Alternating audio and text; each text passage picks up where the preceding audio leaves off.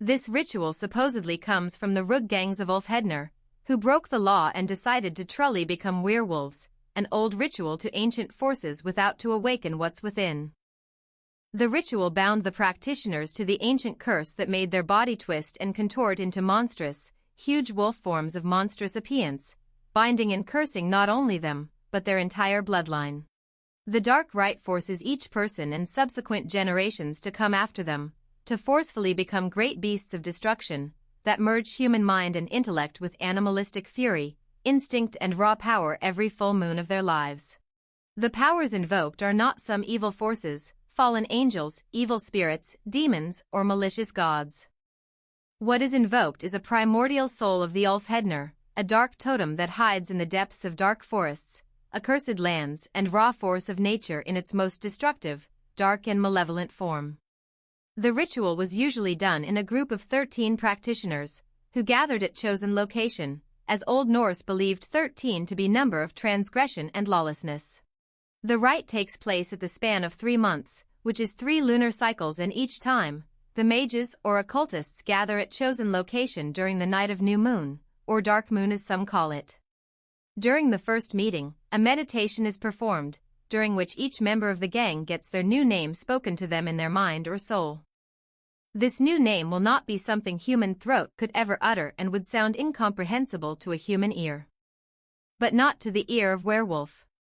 Second ritual takes place at the next new moon, and during it, prior to the rite, a bait or other similar thing is set, to lure a living wolf to the area.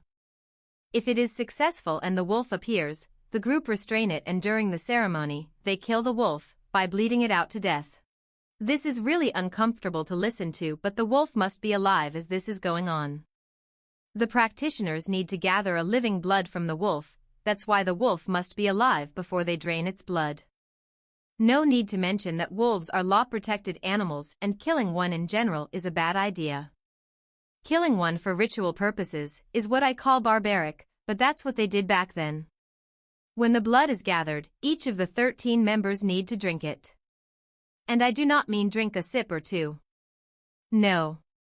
The members need to drink as much of it as they can, even if they feel nauseous and full, they must still go on, until the whole gathered blood is not drank. This is because blood is the life force and it contains the spirit of the ritually killed animal. By drinking it, the rogue warrior sorcerers draw in and metabolize the life force, soul, and spiritual essence of the slaughtered wolf. And the wolf must be alive prior to blood extraction, because the spirit in them must also be alive. Sometimes, some sects add some hallucinogenics, psychoactive plants or herbs to be drank with the animal's blood, so that the sorcerers truly believe they merge into one with the killed wolf's soul. As we know, belief strengthens the sorcery. After the new name have been assigned and the new spirit have been absorbed, the sorcerers wait for the next dark moon to close the ritual with one last ceremony. The wolf spirits are summoned, a prayers to the dark forces of nature is made, and there and then, the 3rd month's night, the 13 practitioners gather again to make the wolf spirit into wolf flesh. As before, they went into a trance, but this time, an incantation was spoken. The full incantation have been lost to time and various attempts to cancel the pagan history of the northern lands, but a few lines of it remained, and these lines are pretty interesting. Under the moon that does not exist. By the blood that does not belong. I undo what I was. Let the flesh obey the spirit. Let the spirit obey the moon. Let the moon call us. To the end of the blood. This incantation suggests the practitioners giving themselves in soul and body to the influence of the moon, allowing their bodies to be brutally reshaped every single cycle of the moon to come. But there's more. The closing lines bind not only the practitioner as an individual, but their entire bloodline, even thousands of generations to come, making their children, and the children of their children and the grand-grandchildren of their grand-grandchildren, and all to come after them, all succumb to the influence of the dark moon, upon which they shall brutally turn into werewolves, be it willfully or against their will, usually as soon as they mature. No matter if they come from direct bloodline or 500 generations apart, all descendants of the dark blood werewolves also shall be dark blood werewolves, whether they like it or not. The curse willfully accepted by one can be a generational torment to many not willing, but forced to, participate. As the cultists chant the incantation, they need to slice their own hands with the previously prepared silver sword, that have been forged and adorned with runes and claw marks, each meaning different fate and time on which the curse can be undone for each member, understood by them only, as they mix their blood with the remains of the blood of the slaughtered wolf, to let the human and the wolf blood mix onto the ground. The swords are then kept in the possession of each of the cultists, because these swords carry the memory of the rite, and if they happen to be destroyed, the werewolf partaking in the ritual who was bound to the sword, shall also die soon after.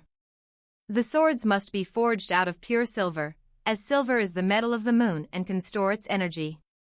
As moon is what binds the Rug shamans to the form of a wolf, it is both a totemic object providing their transformation and giving them power, but is also can be their downfall if someone happens to melt it or destroy it, the person bound to it shall die too. All this ritual activity must take place in a consecrated space, which traditionally have been marked with a circle on the ground made of stones. How big the circle should be, or what stones should be used to draw it, doesn't seem to matter. So, the ritual involves unethical killing of a protected animal that can land you and your pals in jail, and it also involves binding your future generation with the ability they might not want anything to do with it and may downright curse you for what they perceive as a great harm done to them. Sure, you may say you don't want children and only person burdened with the curse will be you and that's it, but I don't believe it works like that. The incantation is clear: the curse shall endure until the last of your blood relatives to walk the earth. The spell works like a spiritual genetic engineering, downloading itself slowly onto everything that shares blood with you. And that means, among many others, your mother, your father, your siblings, cousins, perhaps grandparents. The curse may follow the children of your very far-away family members who had no idea you just partook in a rite that cursed them as well. Let's say you killed that poor wolf that did nothing wrong to you and you won't even eat his meat afterwards, just to ritually drink its blood, and somehow in the age of ever-present cameras and CCTVs managed to evade capture, but nothing happened. The best case scenario is you believe you did it all for nothing, your friends think you're moron and you risked your health and well-being for a dumb folklore stuff that at the end only made you into a laughingstock among neighbors. But in the worst case, the ritual will work. You and your comrades really do transform, really gained supernatural senses, instincts and power. But at the cost of everyone in all of your families having to endure a body horror trip every month. Your nieces, nephews, aunts and uncles, distant cousins you never even met. All feeling their body twist and tear apart, bones breaking, muscles snapping, tearing and healing in unnatural for human positions, enduring a pain worse than being burned alive from inside for hours, until they transform into something they may fear, they may not control, may hurt themselves and others. All because you wanted to be cool. You wanted superpowers and that's good for you, but what if now, after the ritual is done, every month your unsuspecting family members and all of their family members and descendants go through hell once every month until the end of their lives?